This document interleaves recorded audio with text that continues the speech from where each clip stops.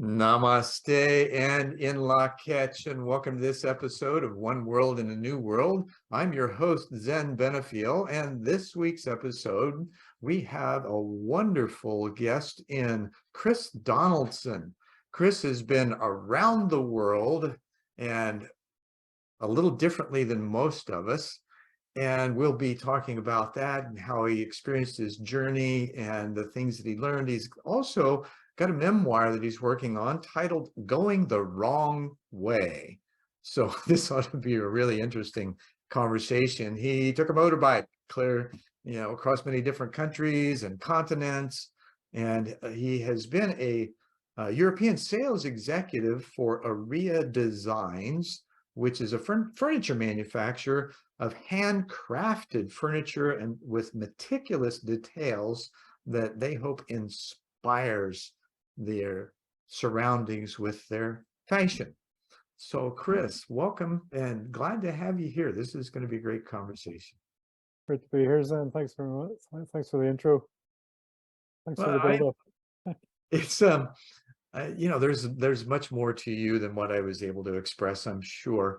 And what I'm curious of is, in these travels, we'll get to the travels, but early on, I in talking with my guests, there's this understanding or exploration, maybe even connection with a larger scope of an inner experience, if you will, that many have, but we don't really talk about a whole lot.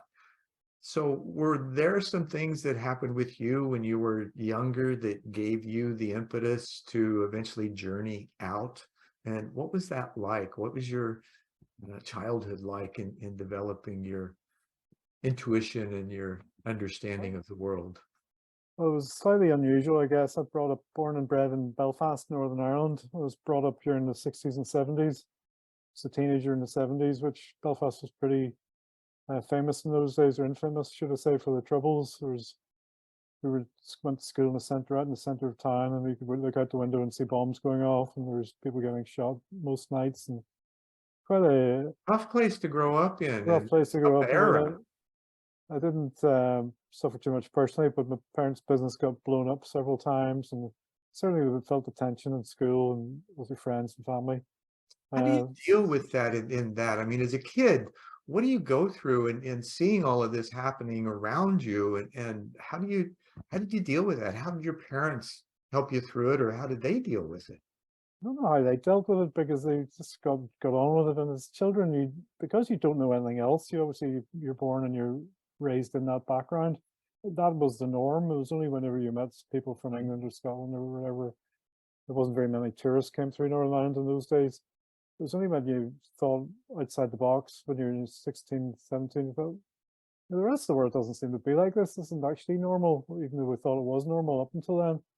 So I think when I was about 16, 17, I decided I want to get out of Northern Ireland and see the rest of the world. And for some strange reason, I decided I should do it on a motorbike, because I had a motorbike and I wanted to go to Australia. So that was my plan for my great escape, if you like, was to, as soon as I finished my studies, to ride to Australia on a motorbike. I was only afterwards, and I wrote the book about it, which is published a couple of years ago, working on the memoir at the minute, but Going the Wrong Way. Before I'd even written the name of it down, I realized that it was only then I realized 40 years later, when I was writing the story about what the journeys had been on, I realized that part of the reason I wanted to go off on the motorbike was to be on my own, to get away from not just to get away from Belfast, but to get away from everything in the surroundings. When you're a kid, your parents are your focal point, your mentors, then your teachers, and then your friends and your family and your associates, and you're always acting or playing a part that people expect you to. Sure. So it's only after you're trying to fit in, right? And as that, yeah, you mentioned that this is kind of in that environment growing up, your experience, that's normal to you. And even though you see other things happening around the world, and I think that whether it's the trauma or the kinds of events that were going on in Belfast that are similar to maybe other kinds of environments where kids grow up in dysfunctional ways or traumatic environments that they feel is normal, and then that kind of follows them through their lives until they figure out, oh, well, maybe that That wasn't wasn't so really normal, normal. No. right? Certainly, and it certainly was, I didn't realize at the time that it was wanting to get away and be on my own for that reason. And not just for that reason, I wanted to challenge myself, I think, and have a sense of adventure. But when reading my notes 40 years later, when I wrote the book, I realized very much that that's what I was reading between the lines, that I was what I was wanting to do is to discover myself rather than what I was performing in front of everybody else, to get to know myself. Mm-hmm. And if you're on a motorbike, you're in a car, you're always talking to somebody else. You're probably with somebody else, but you're on a motorbike, generally you're on your own. What did you notice that being on your own, and that's a really great point, being on your own, you don't have anybody else to reflect to you except the environment that you show up in, right? The people, places, and things around you in each of those places that you visited, stopped, or spent some time in. How did you recognize how you were showing up, or a little more self-awareness, if you will, in those moments? Did it happen as you were experiencing these travels, or did it happen much later, or was there a combination of both?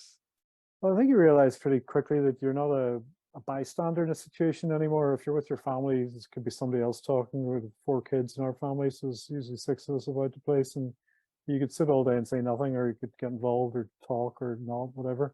But when you're on your own, it's only you to make things happen. There's nobody else there. If you're going to drive down the street or turn right or turn left, it's up to you to decide. And if you want to stop and talk to somebody, or you want to if you get into a difficult situation, you've got to get yourself out of it. So you really get to realize pretty quickly that there's you involved in this scenario, and there's nobody else going to get you out of it. So you got to get your self-resilience into gear pretty quick. Were there moments that you were really challenged in order to, to be present and observant of what was going on around you? Were there times where you felt uncomfortable or even threatened? Were there any kinds of those situations, or did your personality kind of shine well enough that you never ran into that?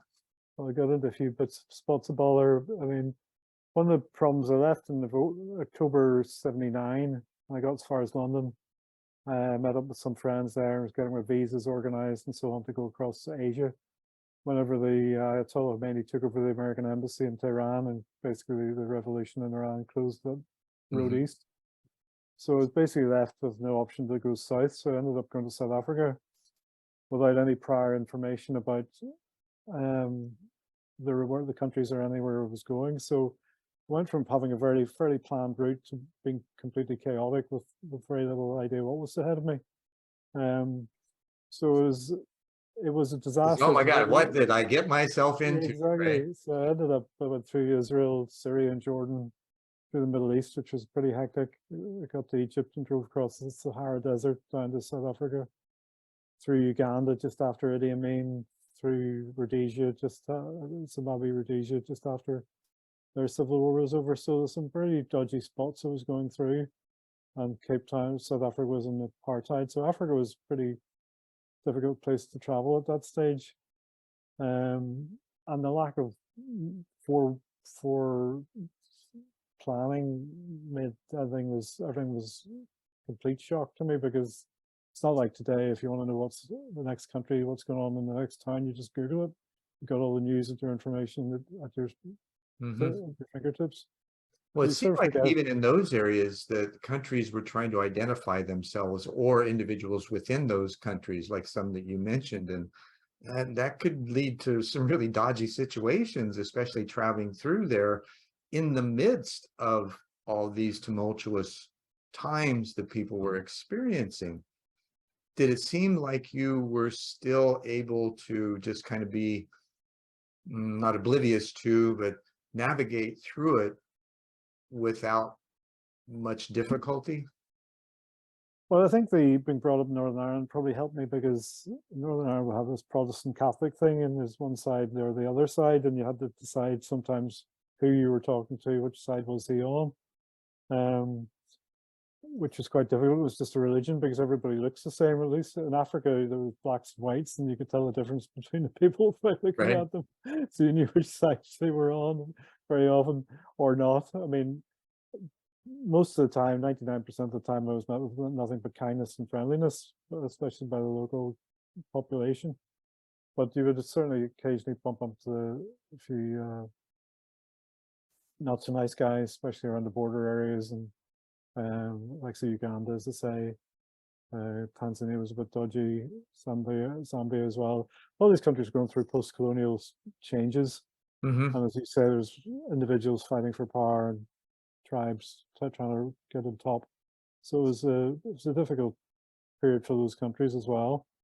Being And white even in those so countries. today, it seems like colonialism is still rampant, and that there's this attempt to manage and control environments through not necessarily annexation, but definitely corporate control, if nothing else. Yeah, I mean, people, kids these days look down their nose at colonialism as a dirty word, whereas in fact, when you look at what's going on in Africa now, it's twice as bad as the colonialism was. The colonialism was pretty much up front, who was in charge and who wasn't. Hmm. Obviously, there's a British kings of it, and certainly in Africa, countries it was in. But it was quite upfront as who they were in charge, and the Africans were the lower class, if you like. Whereas now China's basically taking over Africa financially, and other countries have still got their fingers in deep in the pie.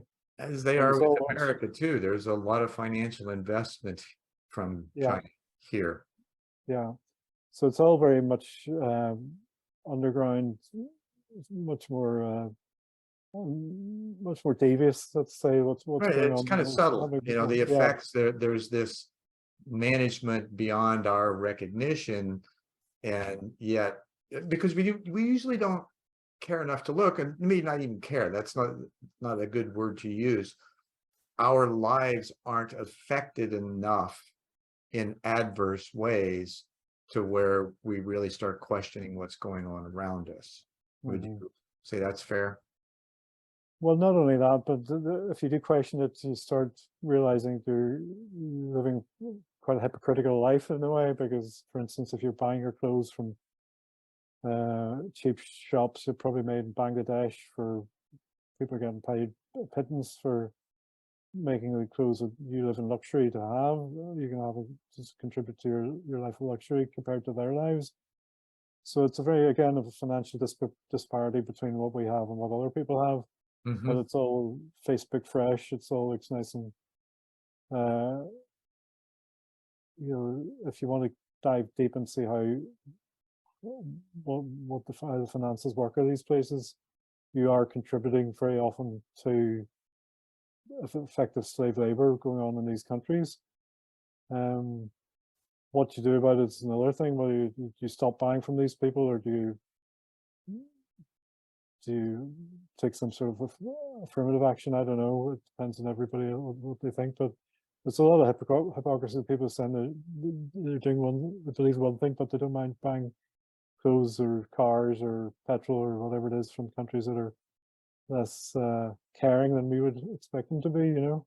Hmm. Well, products and services, it seems that we look for the cheapest, not necessarily the best, and what's available, and oftentimes we don't really care what the source is as long as we can get it. We don't think that far, or at least we haven't. I think perhaps maybe, do you see that there is a shift in the considerations more today than in our recent past, or do you see it more as lip service rather than activity? It's one thing to say, and we recognize all these things and we'll acknowledge them intellectually, but when it comes to the interaction and behavior, do you see that actually changing at least some or at all? I think people change it when it suits them. I think they pay lip service to a lot of these ideals about the likes of countries like China. We don't mind complaining about their civil rights and all the rest of it, but we're still going to buy their cheap goods. We're not going to stop dealing with them. Whereas other countries, oh, I think off the top of my head, for instance, Israel or some country that isn't so important to us financially, we don't mind putting sanctions on Iran, for instance, because it doesn't really matter about Iran. But what they do is no worse than other countries that we do deal with. But we need their goods. We can't do without them. So we will live with them, but we'll put the screws down on the other countries. I'm saying Iran because I actually got to Australia last year after 40 years after my last trying the first time. Well, yeah, you started out, that was your destination to begin with, right? I think it was the longest journey I've ever been to Australia. I left in 79. I got there in 2004, so 2024. A little bit of a gap. Yeah. But Iran, for instance, is one country that we love to hate. We've been effectively fighting with them for the West has been in the books for the last 43 years exactly, since 79, 44 years. But actually, when you get there, they're the most friendly people, the nicest people I've met in my travels, just about anywhere. I've heard that, and I haven't been there, but I've dealt with Aussies, and they're really pretty good people. I think everywhere there's good people, right? And it seems so, like yeah. with this recent kerfuffle on a global scale and the sequestration and all the lockdowns and things like that, it really got people to question, what do I really believe in? What do I want to support? How do I want to live? And who do I want to be as an example of that? Did you find any, in your travels, where did you find the most resilient, welcoming kind of people? Was there a particular country that you were in that you found to be more so that way than others? Yeah, well, certainly Iran was one. This trip was probably one of the most friendly. Pakistan were very friendly as well. Generally, people on the ground were friendly everywhere. It's the governments that are the problem in most places, and certainly Gosh, how does Northern that happen, right? And it seems that that's kind of a ubiquitous situation now, is that we're asking, hey, what happened to being administered to, which is really what the governments are about. They're supposed to administer to the people, take care of them, right? And how do you see a change in that happening? And do you see it happening incrementally now, or are there some indicators that maybe there's a larger activity getting ready to, or it may feel like there's a lot of a larger activity about to happen? I don't see that much change, to be honest. I think people are quite tribal in their thoughts. I think their minds are made up by the time they're 15 generally. They're brought up by their parents, that they're told to do what they're taught their parents' belief, and the parents send them to a school that they believe in, so that's going to follow on. It's by the time the kids are 15 or 16, they've been indoctrinated by their elders, if you like, to believe, to think what they're told. It takes takes an unusual person to think outside the box that they've been brought up in, I think. Now, our generation, because we're just a couple years difference, I think. I just turned 66. And it seems like in your view, I would have to say, yeah, that's pretty true, because there are some very few unique individuals that question everything still. And I find that the younger generations seem to be doing it more. We thought that we did growing up, right? in the Mhm. Yeah, late yeah. 60s, early 70s. We thought we were questioning everything, but we couldn't really do anything about it. Now with the technology shifts and the workplace shifting, remote workers and things like that, and the younger generations actually having more technical know-how and ability than we did. And of course, with the advent of technology, now there's all kinds of new jobs, and with AI, there's even going to be more. Do you see that this younger or these younger generations are a little more apt to take more action, or to engage life in the world a little differently, That's a big looking for question. something better? Yeah, I don't know. It's in some ways yes, some ways no. I think the woke generation, if you like, are taking things to such an extent that it's got so interested in irrelevancies as Mhm. far as we would have thought in our generation. Um, the ban, the bomb, the Greenpeace, and some of the bigger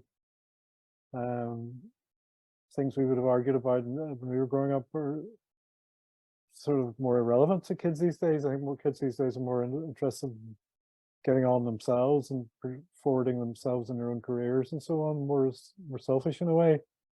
Um, I don't know though. We all kind of It's we such a got to take care of ourselves generalized. first. It's such good. It's hard to generalize to make a proper answer to that question in a way, because you're going to be talking about somebody you know or somebody you've heard of. It's hard to generalize on a whole generation, probably. Yeah, and that's, it's like stereotyping, right? It's something Yeah, we tend to do, and I really, even though we know that that's what we're doing, that there's still, it's like, in a way, our personalities, right? We each have a personality.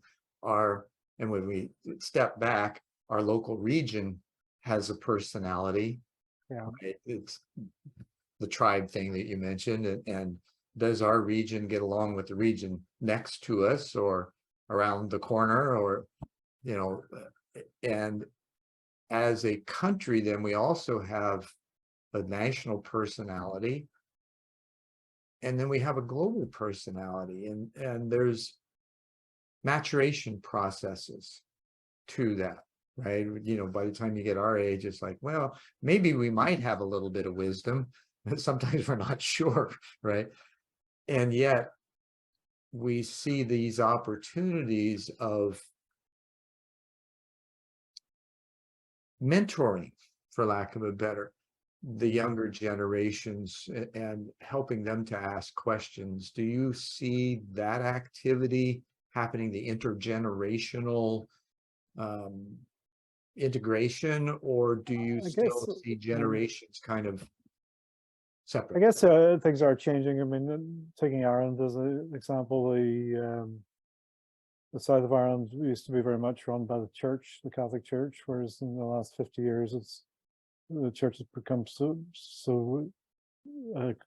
embroiled in controversy that the younger generation has turned against it in Ireland to an extent.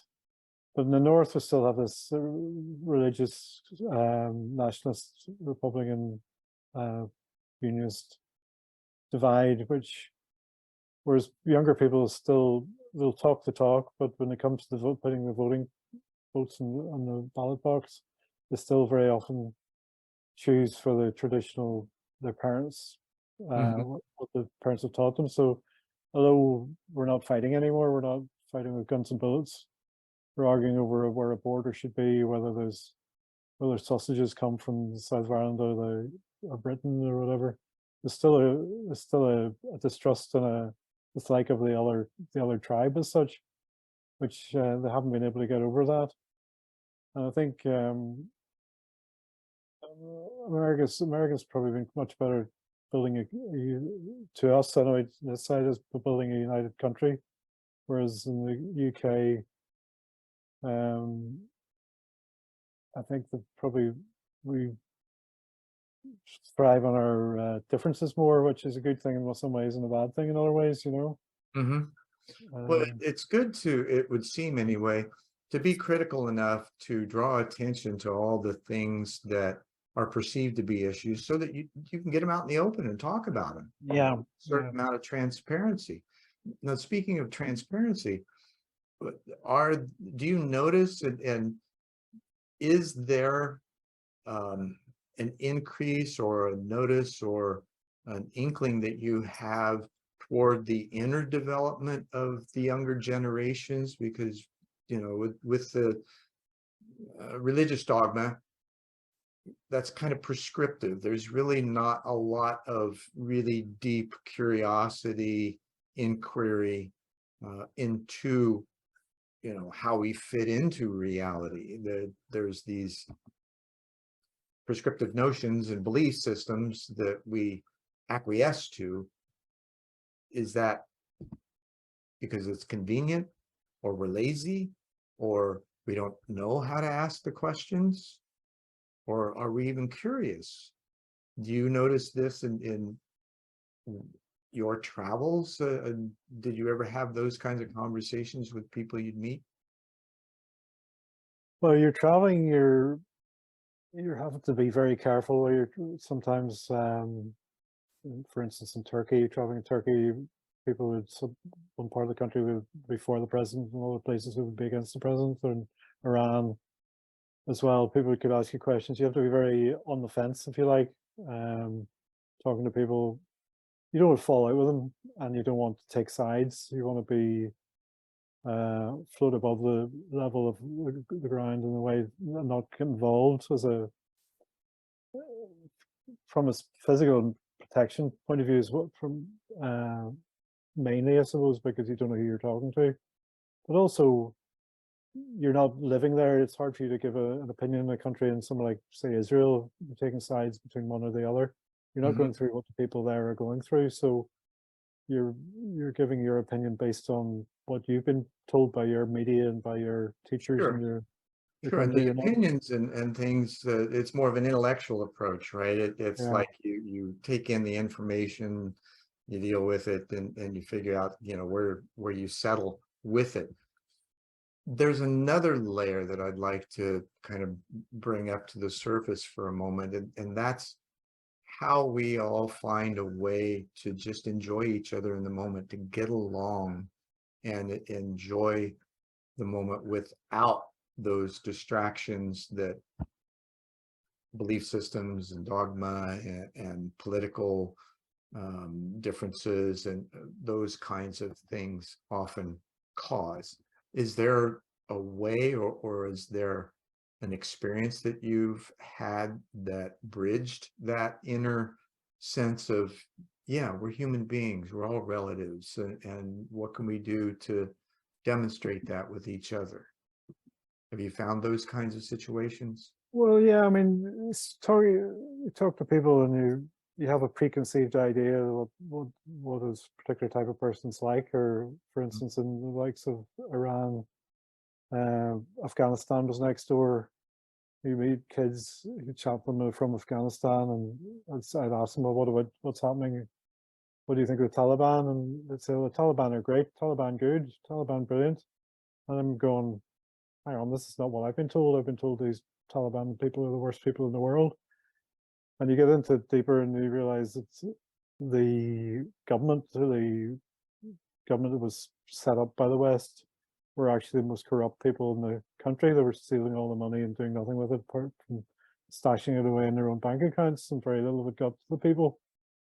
And you realize, well, what we think is an awful lot of what we think anyway, no matter how much you try and be impartial, is what your government, what your media tell you to think. You know, we Mhm. are products of what we're told, and no matter You don't how, really know because you want to trust your media sources, right? Because they're supposed to yeah, be telling you the truth, it's on TV, it must be true, you know. right? And then you find out that it's not. I was listening to an interview with Oliver Stone and um, Lex Fridman, and it was amazing and Oliver Stone's a pretty respected journalist and historian, and he kind of digs deep and he just gets to the truth. We may not like it, but he does his best to kind of reveal the big picture and all the moving parts in it.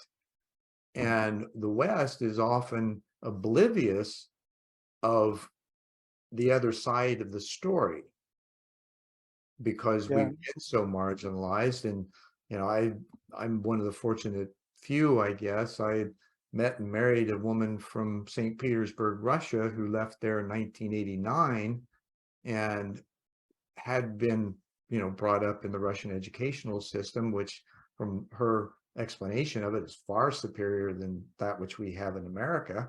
They focused on assessing the kids early, finding out what their skills and talents were, and then nurturing those clear through their scholastic programs so that they would actually utilize their innate talents and skills and intelligence. And we don't do that here. We put them in a box and we say, okay, you got to learn this and you got to spit it back out, and we rank you according to your ability to do so. How is that beneficial? And it's funny how we still believe that that's the right way to do it. There's less and less in that. We're looking at, there are some educational reforms that need to take place.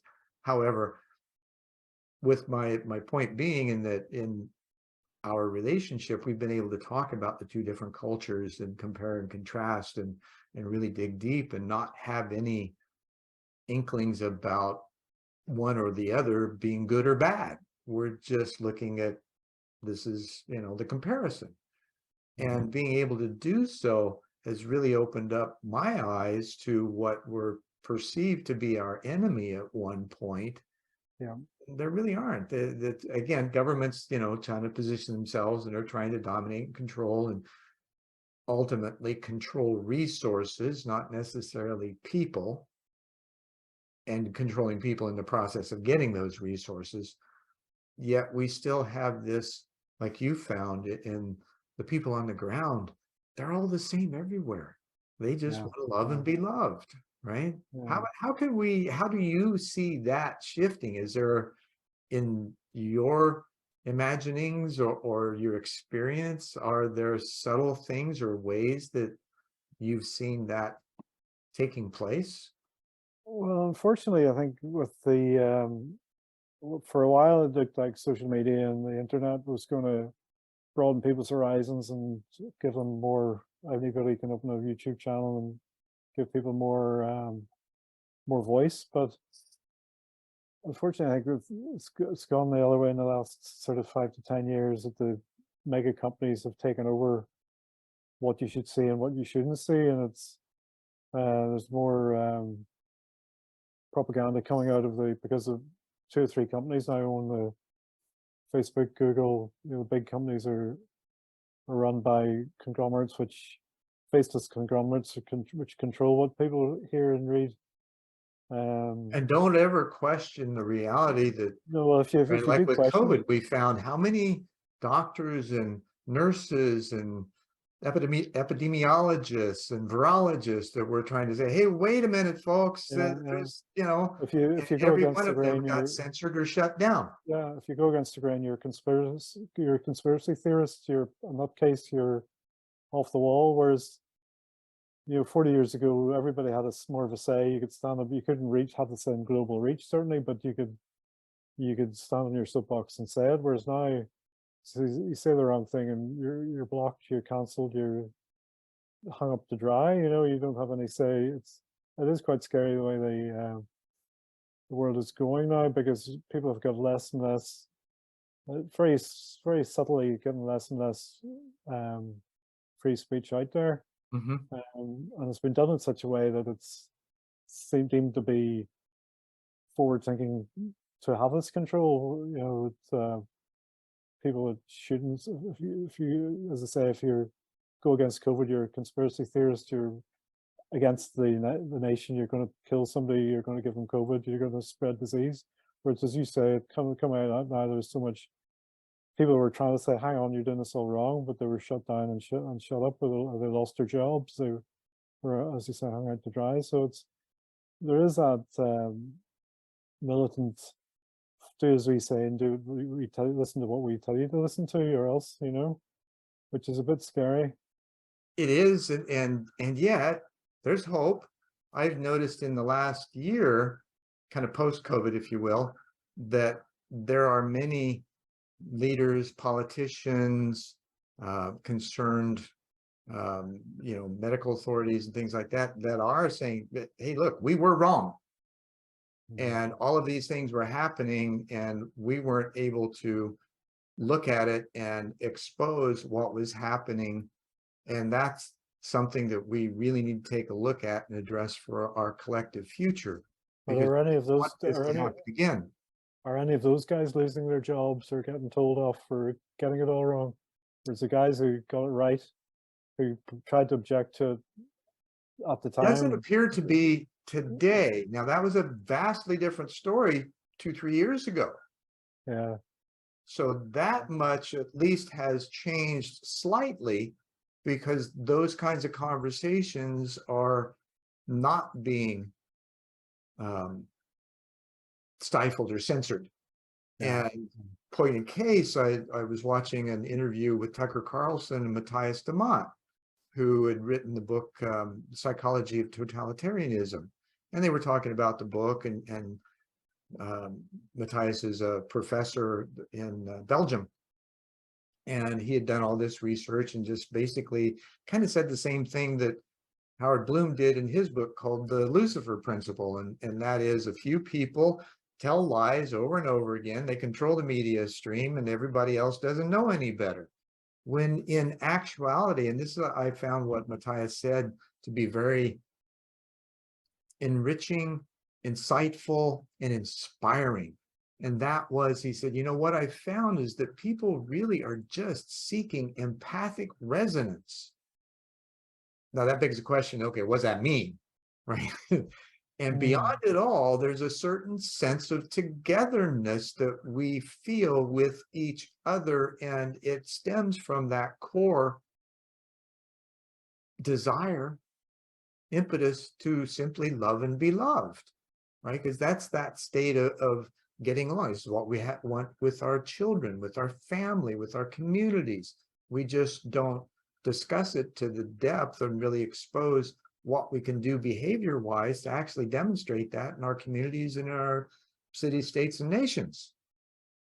But that sort of brings on the we want to be loved and beloved. We don't want to stand out from the crowd. We don't want to say something that's going to be too controversial or be blamed for being a conspiracy That's often you don't want to of that, right?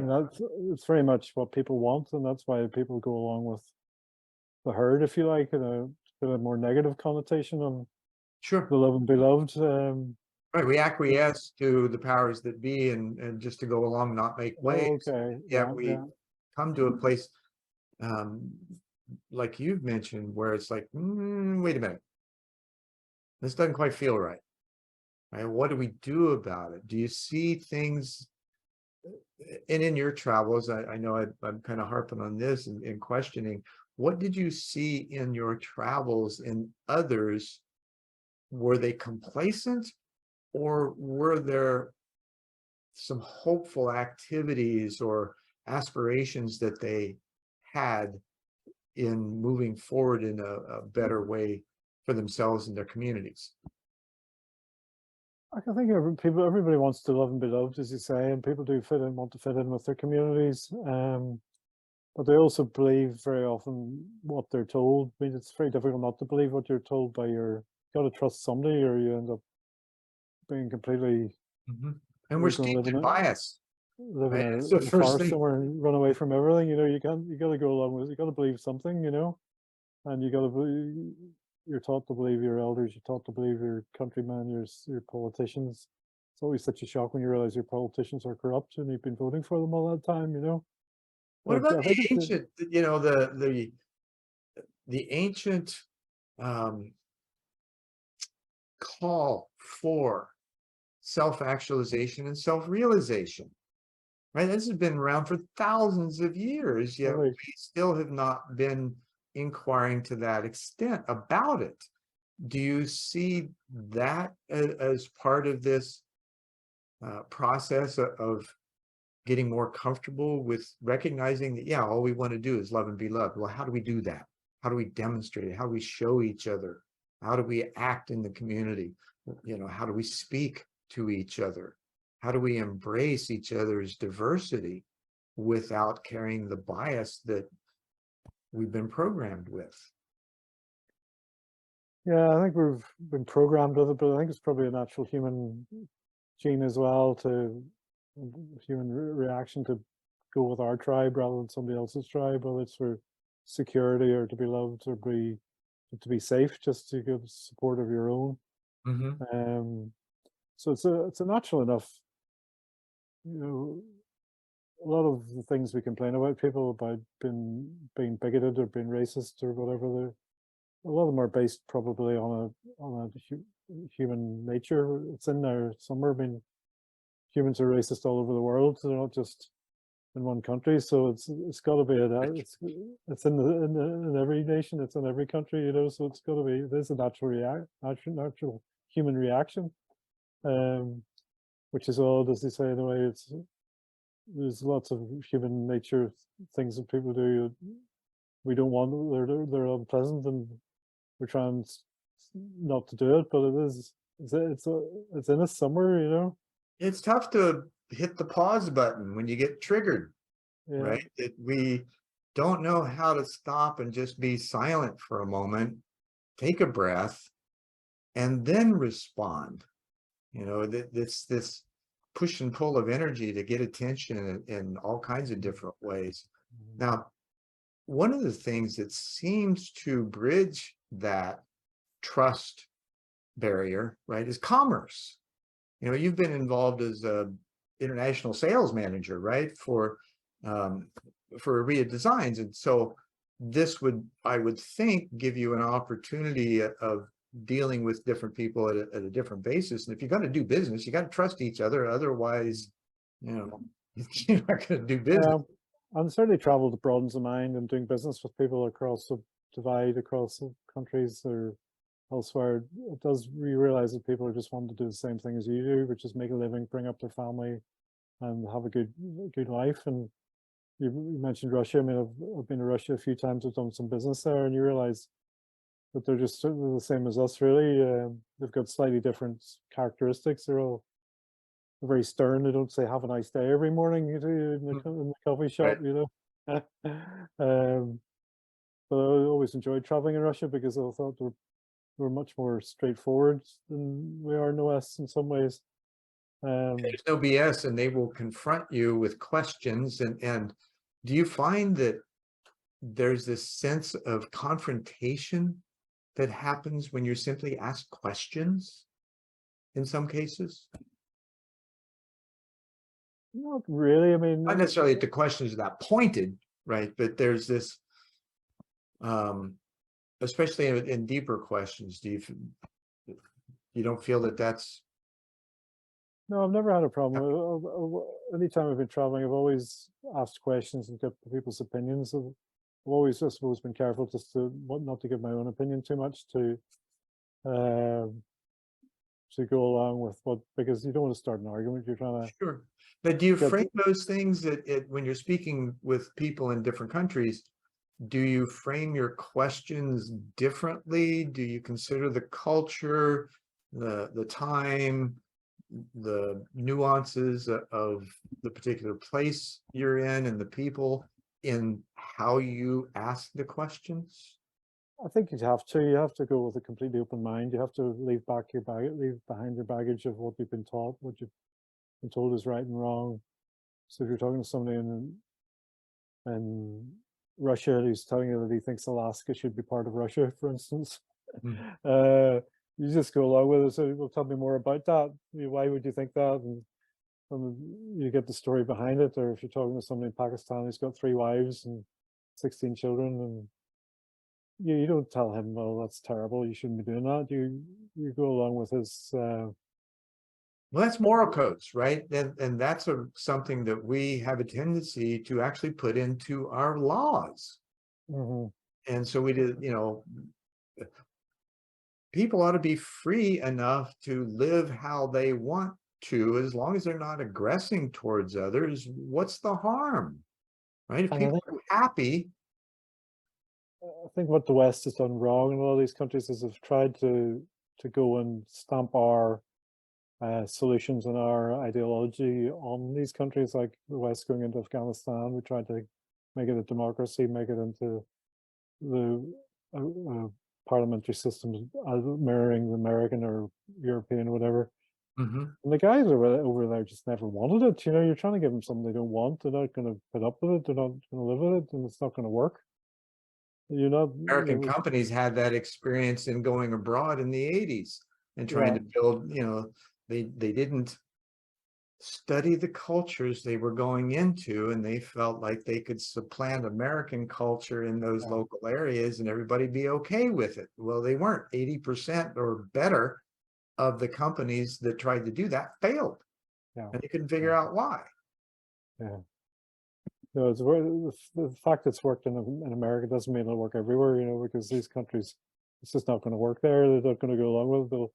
They'll take the money, they'll take it so far, but whenever the Americans turn their backs, they'll just go back to doing it their own way anyway. And there's a bit of I suppose there's a bit of arrogance to say that our way is better than your way, because their ways work perfectly well for generations and generations in their country anyway.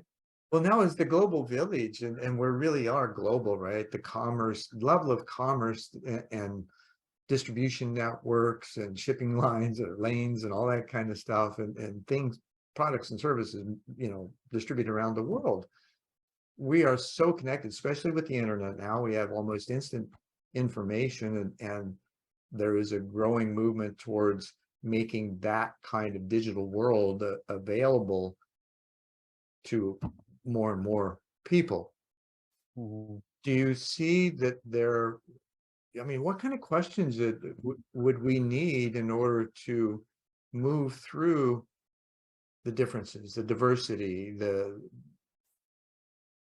the separative notions that we have towards each other?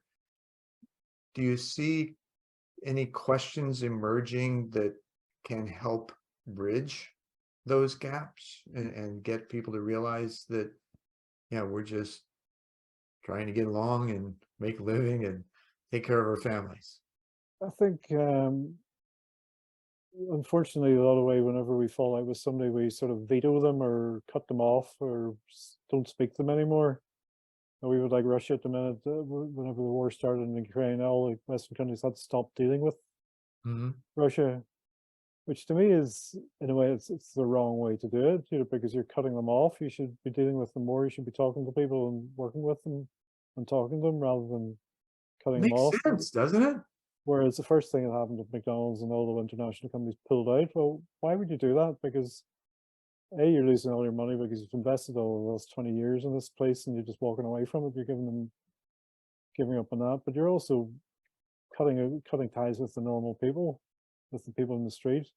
Whereas they're the people you should be talking to and saying, hey, look, deal with us, we're not that bad. Mhm. It's your government's wrong. It's not you, it's not the people that's wrong, it's the government.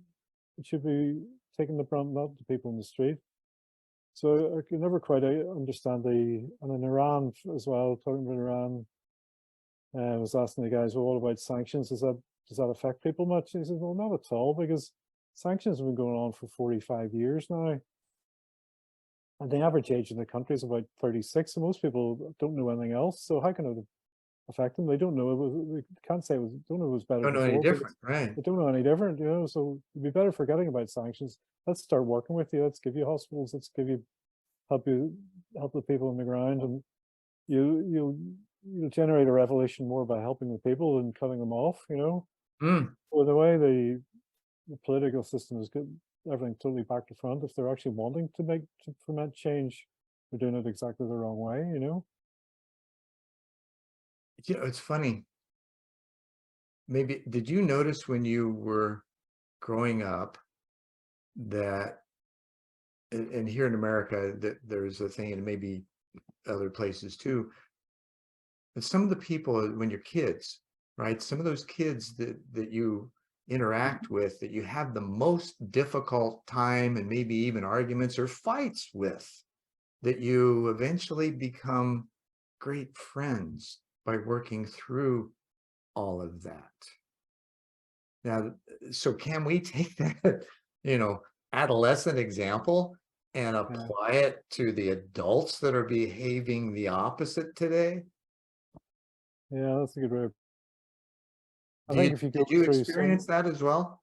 well, certainly if you go through find it a traveling with, I was traveling on my own, but very often I would meet up with somebody, travel along the same way for a week or a month or a couple of months.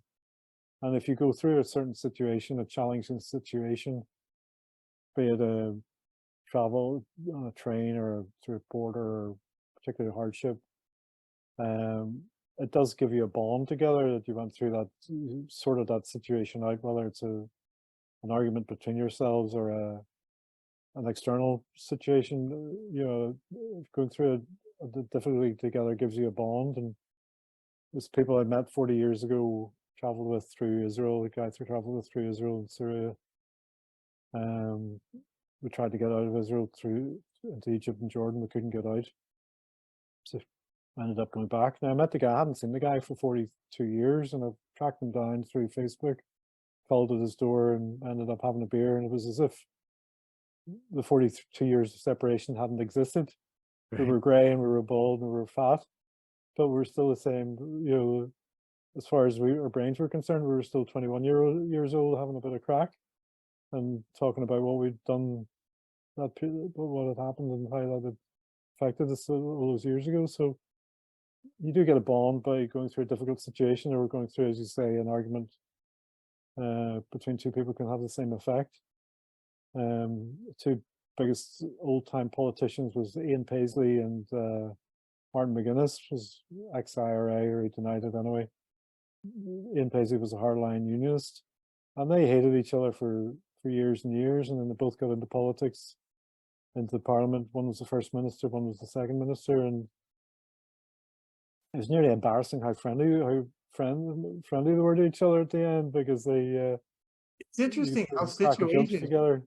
yeah, They both had so much in common, because they both believed in their case so much. They were both fervent believing in their country, but eventually what broke down was the differences they realized were nonsense anyway, because they were both actually wanting to help their people, I suppose, and they turned out to be great friends. Used to call them the Chuckle Brothers, because they used to laugh and giggle so much in Parliament. why do you think that is? Do you think that that was because they came from such divergent backgrounds and found a friendship as a result? I guess so. They both believed that, well, they were both much more in common than they didn't have. It's a wee bit like, as I say, people who come from opposite sides, realizing that they're both they're both believe in, both strong believers that just believe in different things, which are, as it happens, probably pretty irrelevant anyway, because religion, what's the difference anyway? Mhm. Do you Um, see that that's happening more often, where that diversity is not paid attention to, that there's more of a cohesiveness in the same or similar activity toward making life better for those that they serve? I think in Northern Ireland it's happening very slowly. Certainly, it probably is happening eventually, and eventually it will be sorted out. But it's happening very slowly, and Yeah, that unfortunately, Ireland was, divided in our lifetime. yeah. Unfortunately, as you've seen with the likes of Russia, it can be very quickly knocked off track. Since what was Russia, the wall came down in '89, I think it was, and up until last 90. year, maybe up until last year, things have been getting easier and easier, and borders have been easier to cross. But it just takes one guy to get carried away in his beliefs, and then everything's back to where it was again before 50 years ago. Mhm. So it's So are we going the wrong way? Or do we, um, are we going to be able to turn it around, do you think? Um, I'm not embarrassed at my negativity sometimes. I'm not terribly optimistic about that, really, to be honest. Um, I tend to sort of look back and think, well, what has changed really? Is you're back to where you were 50 years ago just because of one guy wanting to take over part of a country, which you shouldn't be doing, and Mhm. then you look back at the Did history you and go, change though? I mean, it comes down to who we are, right? And the changes we make, because we can't expect others to make changes if we don't, right? That's "Mm, kind of putting the cart before the horse. Have you seen yourself change? Has your inner awareness of your connectedness to not just the world, but a greater um, cohesive force between us all, for lack of a better, well, has it's that brought up, evolved? well, probably has. I mean, I've called about going the wrong way, and it was obviously from geography point of view, I left to go to Australia, I ended up in Argentina, so you can't get much more the wrong way than that. Right. Um, But it's a great although, metaphor too, and it led to a great question. yeah, it has made me realize that going the wrong way in life. I've been brought up as quite a conservative background and following the rules and following doing what your teachers and your government and everybody told you to do.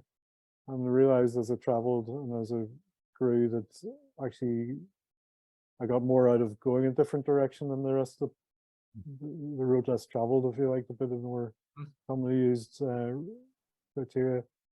Would be more challenging, but actually more satisfaction. You get a lot more satisfaction from doing it yourself and challenging yourself and finding things out yourself rather than being following following the rules and being told doing what you were told.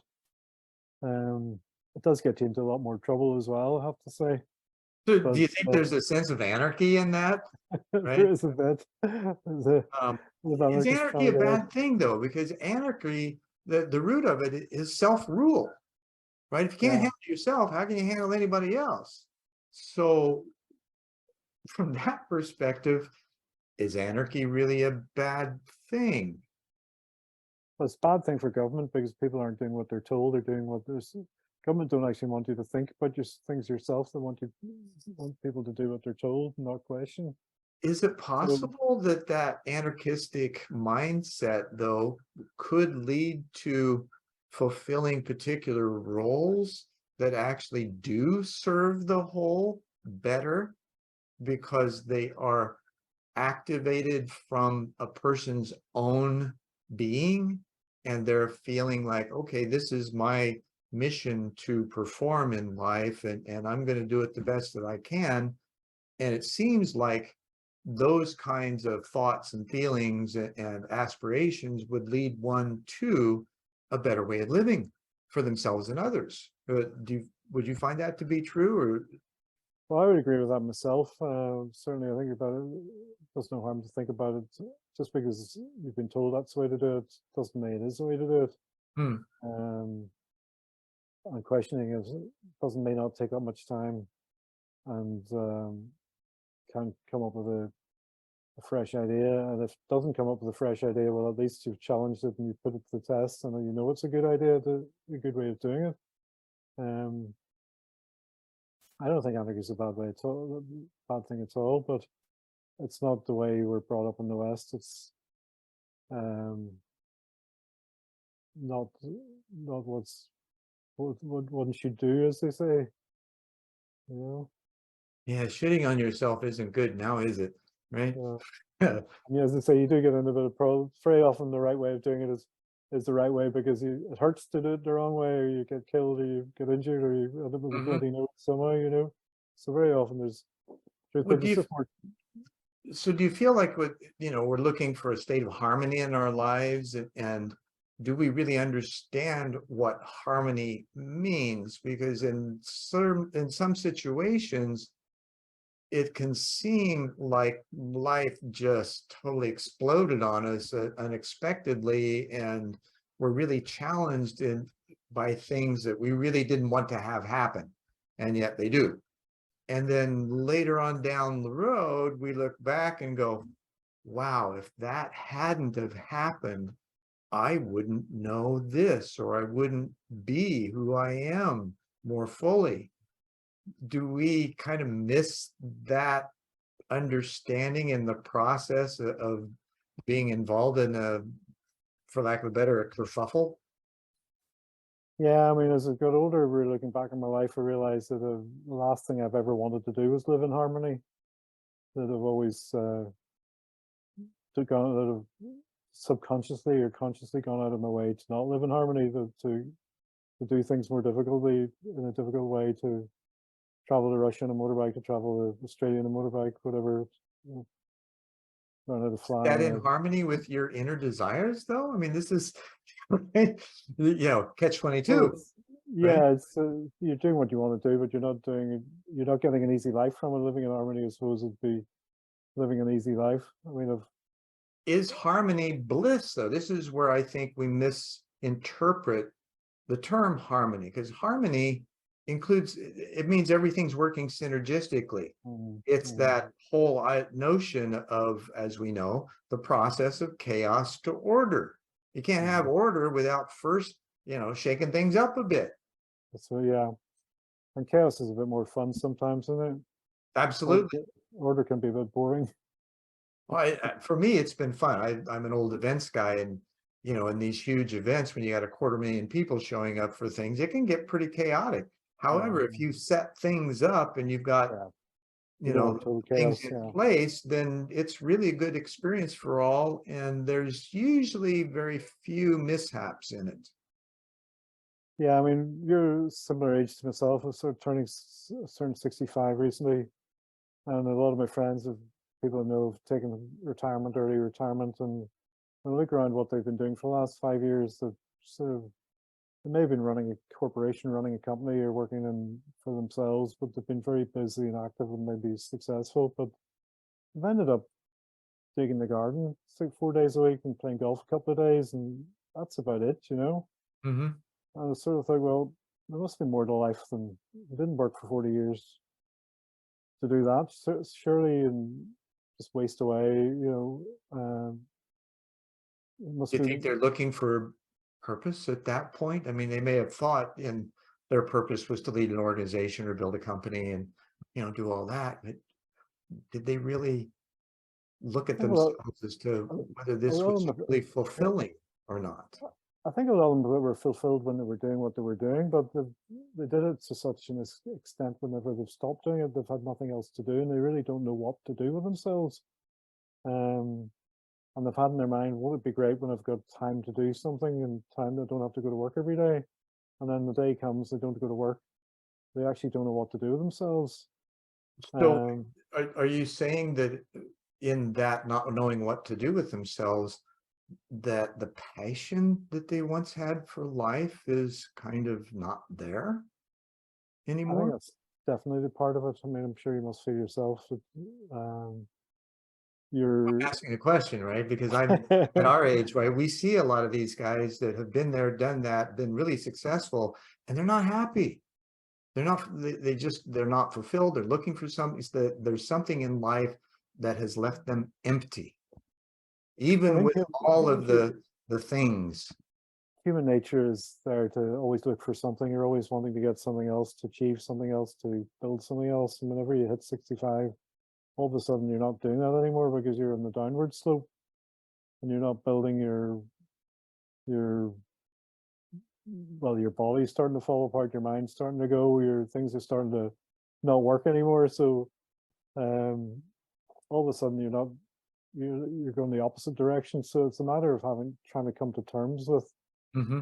the natural digression, I feel like, Yeah. without giving up on life, without giving up on wants. And that's what I wanted to, 65 years old, 63, setting off to go to Australia on a motorbike.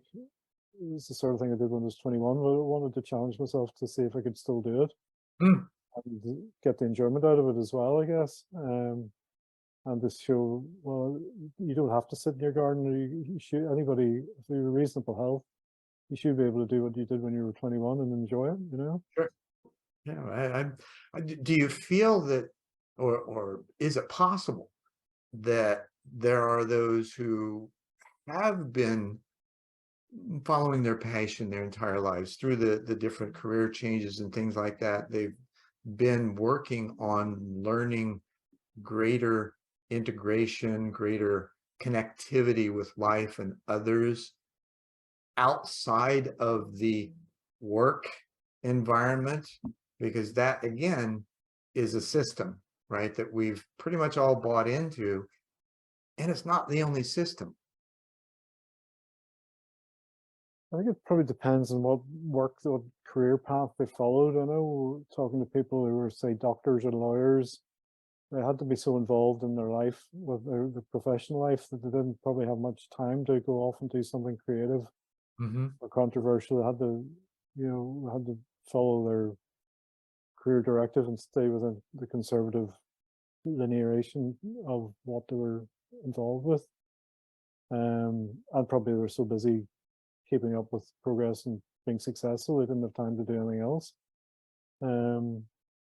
I would have to agree. That's probably quite true. And yet there's still, like, for instance, I'm kind of an oddball and I'm a unique and weird character in life, and I'm proud of it. I had a spiritual awakening at 18. I ended up questioning, or I prayed to know what truth was, willing to die for it if necessary. And lo and behold, the following week I did. I ended up in the white light and beyond it, came back and started talking to people about it. And my parents immediately sent me to a psychiatrist. And after a few visits, the psychiatrist says, you know, you're not crazy. You've had a spiritual awakening. Most people don't go through it till their mid 40s, if they ever do. And he didn't quite understand why so young for me. I was 18 at the time. And he said, my advice to you is just keep your mouth shut. Well, at that, yeah, it did work. And so later, though, in my mid 40s, because I didn't understand what he meant by most people don't go through it till the mid 40s of the inner search, right? And then I realized, oh, empty nesters. It's when the kids are growing up, they're gone, they're off to college or whatever. And or there's a, okay, I've made it this far in my career. What is there something more? Right? Those kinds of choices and questions. And there's that opportunity to put it on pause, kind of get quiet for a moment, reflect on where you're at in life and where you would really like to be, and then moving toward that. Now, that doesn't happen with everybody, and probably more rarely than we realize, or maybe it, hopefully it's the opposite. I'm not quite sure. And however, do you feel that that may be part of what's happening in this shift from reaching retirement age and then wondering what's next, and maybe maybe there's an inability to actually articulate those kinds of thoughts and feelings to another? Because that sounds like, yeah, you made it, so now I'm going to sound like I didn't, right? There's that resistance because you might feel like it, you're presenting yourself as being insecure. I think it's definitely a happening. I'm not sure what the term for it is. I mean, when you're sort of going from 20s, 19 to 20, whatever, you have a coming of age, which is seen as a positive thing. You turn from sort of teenager to man, you get your responsibilities, you start your work or whatever. It's quite a important momentous sort of change in your lifestyle. And when you're in your 40s, it's looked at quite negatively as a sort of midlife crisis, what you're talking about. A lot of people that sort of question what they're doing and should they be doing it, are they wasting their time? They're not achieving what they wanted to achieve when they started in their 20s. And are they running out of time to do it? And it's seen as a crisis for people, whereas actually, as you say, it's actually should be seen as a coming to terms with where you are and Right. And do they redirecting have the yourself. faith, love, and trust in themselves to say, well, wait a minute, I'm Hang on a minute, let's liking do something. what's happening. What else is available? And I think that's where, when that question comes up, they're stuck because it's too safe and secure to continue what they've been doing. But at least they've questioned it. At least they're bringing themselves to stop and say, look at this, and questioning it. Whereas other people just go straight on along the road and end up hitting 60 before they realize, I don't know, I've been doing something for the last 40 years I didn't enjoy and I've been wasting my life. At least you do it when you're 40, you've stopped to think, hang on, should I be changing direction? Should I be doing what I'm doing? Should I run off and buy a motorbike or whatever it is? It's, as I say, it's seen as a very negative thing for men, especially. But actually, I think it's quite a good thing for guys to do. You should just stop, check, and balance, check your balance, and see if you're going in the right direction. Right. And certainly when you hit 65, 60, 65, most people are stopping work at around about this time. And this is a huge change of your lifestyle. Kids are away, you're stuck with your wife, who you maybe haven't spoken to properly for the last 20 years. Your finances are changed, probably, or not earning as much as you used to. You've nothing to do all day. It's a huge, it's probably one of the biggest changes of lifestyle of the other two, of the 20 and 40-year-old. But yeah, I don't even know what the term of it is. I call it a coming of old age story, but Aging out, right? aging out, yeah. They call the foster kids aging out when they turn 21. But yeah, it's a similar thing. I really understand what you're saying about that, and I think it does no harm to it. Has to be addressed. It's a change of lifestyle, change of lifestyle, change of life, change of life situation. It has to be addressed. And I'm outside of that. I feel very fortunate that I got remarried at 59, and my wife and I, we spent 24/7. It was, just prior to COVID, and with COVID, we were 24/7. We were already 24/7 with each other. And we love to have conversations, and we can talk about anything and everything. And it's much different for us than others. And yet, like we were talking earlier about experiences as children, right? We grow up in environments and we think that's normal. Well, she and I have developed this relationship that we feel is normal. And then when you were talking about, you've worked for 20 or 40 years and all of a sudden you're not there anymore, and you haven't talked to your wife for that long or had any meaning. I didn't say I haven't talked to my wife for that long. Well, I know. I'm using you as, a generalized. It's a metaphorical question. Yeah.